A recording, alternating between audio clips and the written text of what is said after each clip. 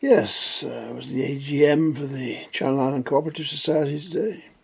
100 years it's been in business, and still an interesting organisation.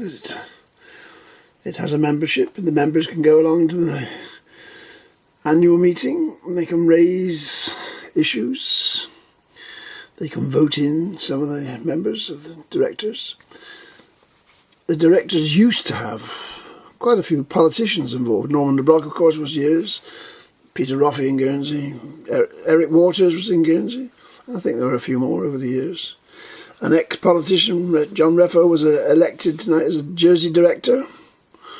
But I don't think there's any live politicians, active politicians. I don't think we're involved now. But they are. This is where it all started. Look. It is quite an achievement. Still quite a presence in Jersey retailing, and it does lots of other things, of course. Garages too. Funeral directors, they were telling us, travel, all sorts of things, rather strange activities, constantly changing what it does. Interesting shop, mixture of sort of socialism and capitalism, of course. It has to make a profit, but makes a big feature of the fact that it does do lots of charitable goods, and they give money away. And I mean, you have to accept what they do. They do involve people. So there it is. An interview with Colin Macleod coming up. Interesting organisation. Long may it continue. Right, away we go. I'm with Colin Macleod, who's the Chief Executive Officer, is that what they call you, of the co-op? I'm director now, Mark. And director as well, so you're on a double salary, but you don't collect your salary. That's true. This is the AGM. I've been to quite a few AGMs now.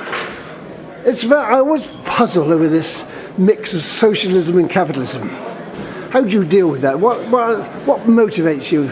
Making a profit or giving all this money away, which you give away?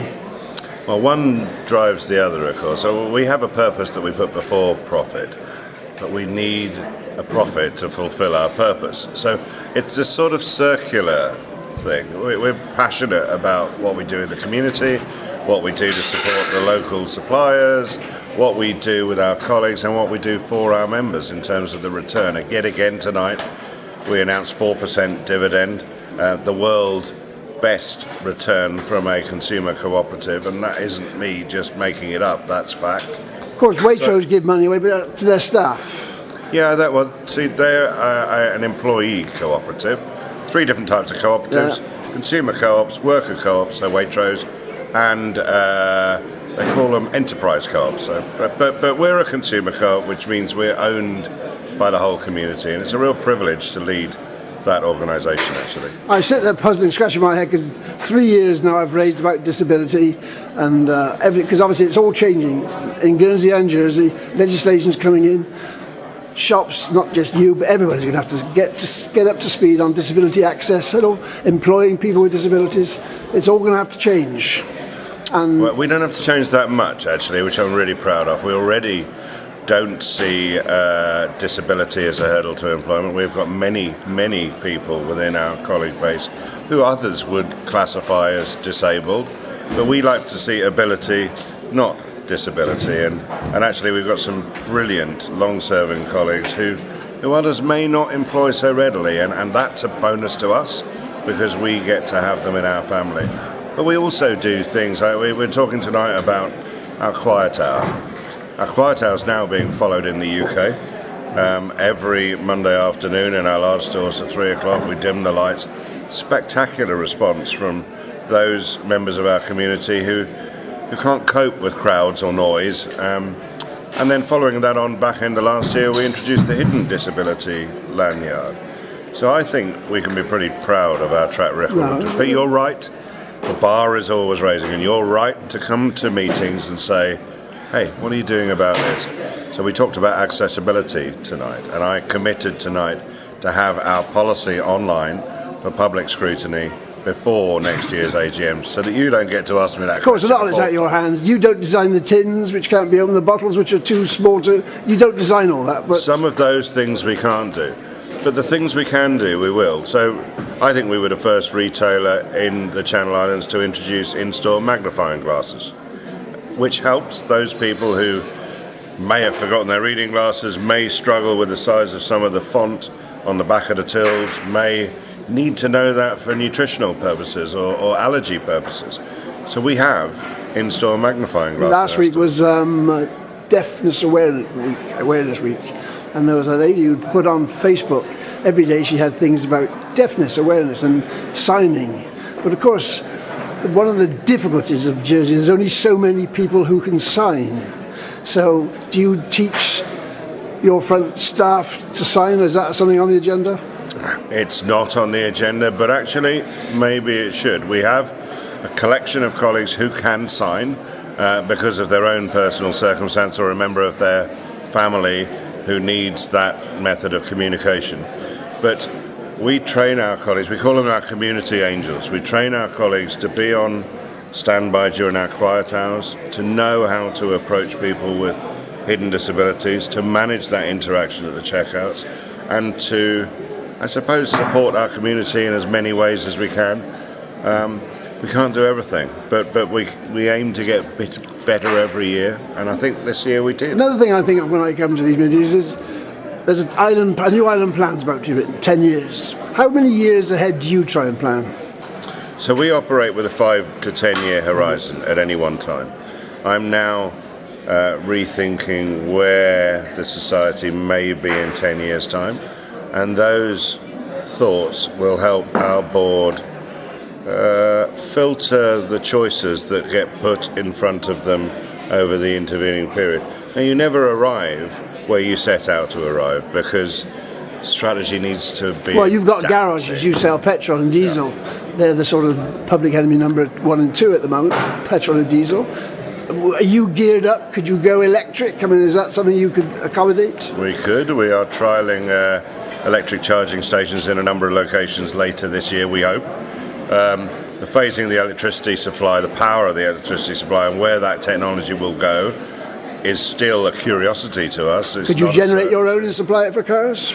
We couldn't generate excess electricity in that way. So where we do generate electricity, like at Grooville, where we've got photovoltaic panels, we can use all of that electricity within our stores. Because unfortunately, retailing, especially with chilled products, especially with frozen products, is quite an energy-hungry industry. But fortunately, those things run 24 hours a day, which means that we can use all the energy that we generate ourselves without having to get across the obstacle or the cost equation of trying to sell it back to some sort of grid that doesn't want it over here. A huge decision was made in the Jersey States last week about climate change and all sorts of wonderful things people want. Can you provide, can you be part of that? I think we already are. We've seen the way that, well, we've been part of the machinery that's helped to predict the way that our soil will react over the likely changes in temperature, or the predicted changes in temperature. And we are participating from the demand side of the equation as to what the future of the island's production may need to be. We can't change the world, but we can help to change our world. Well, you have an interesting role because you supply what people. I mean, people can't go anywhere and buy any. I mean, what's happening with the internet? They can buy things now from all over the place. But at a local level, you put out goods which you choose to sell, and that's what they have to buy. So, in a sense, you've got some control over it, haven't you? Well, a little, but. Or the services you provide. Yes, I agree. But if we simply sold what we wanted to sell, we'd be out of business. We have to sell what we think consumers want to buy. That's the art of retailing, and that's why, for that, in our 100th year, we continue to be a powerhouse in the Channel Islands retail market. Because I've always been surprised that travel is such one of the big parts of your business. Now, travel's up again. That's on the hit list. People are flying here, there, and everywhere. People are saying, "Well, that's not very desirable." Yeah, I guess it depends how big your horizon is, and so. Travel's a profitable element of our business. Didn't look like it was going to be 10 years ago, if I'm honest, when everyone piled onto the internet as a way of securing cheaper deals, or so they thought. The traditional travel agent services is back and coming back strongly. But you could also say fuel, yeah. But could you have an ethical travel service? We do Would already. that work? We do already. It's not entirely what you could describe as sort of cutting edge and sustainable, but we have an independent travel service, unlike a number of our competitors who are motivated to sell their own products because they're vertically integrated. Our consultants can sell everything, including the most sustainable resorts and the most sustainable ways of getting to those resorts. But air travel is a big community problem, isn't it?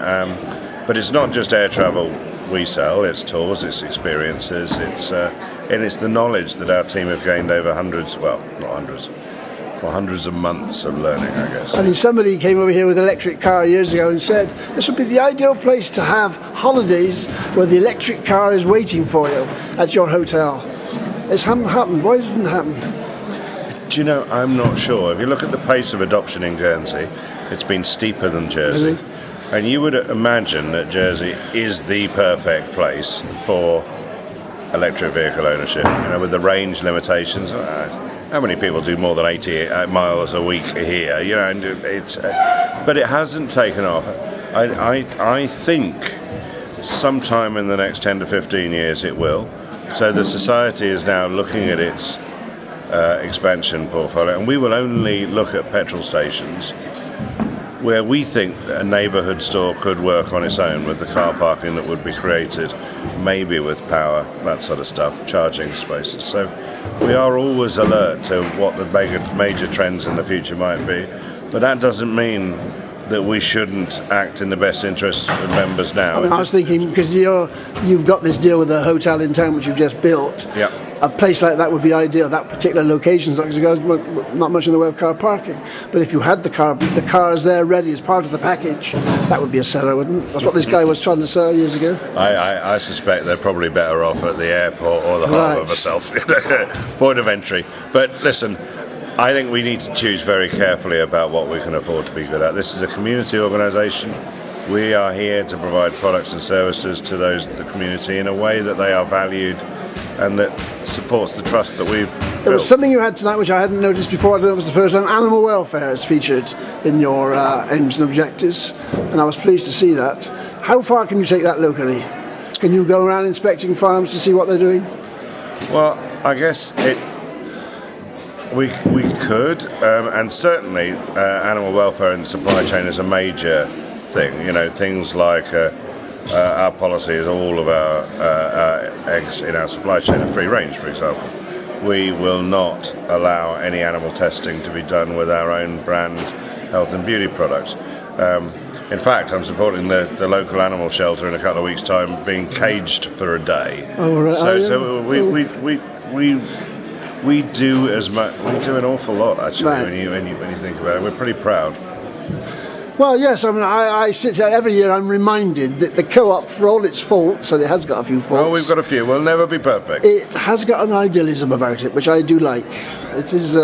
It's that softer edge of capitalism. I hope. I think it is. I think it really is. Yeah, it's responsible capitalism. They still haven't solved their hospital problem yet, and I've spoken to you before about this. Have you got any ambitions to try and help them out with aspects of the hospital service? We do see an interesting future in the provision of care. Medical business in Jersey has been spectacularly successful. In fact, I think it wouldn't be wrong for us to say that we had, through entering that market, reduced the cost of primary care for the whole community. Whether or not they come to our medical practice, our model has forced every GP practice down. Primary care is more affordable because the co-op is in that market. Where we could take it, well, that's interesting. Watch this space. Okay. We will. Thanks for what you did. Cheers, mate.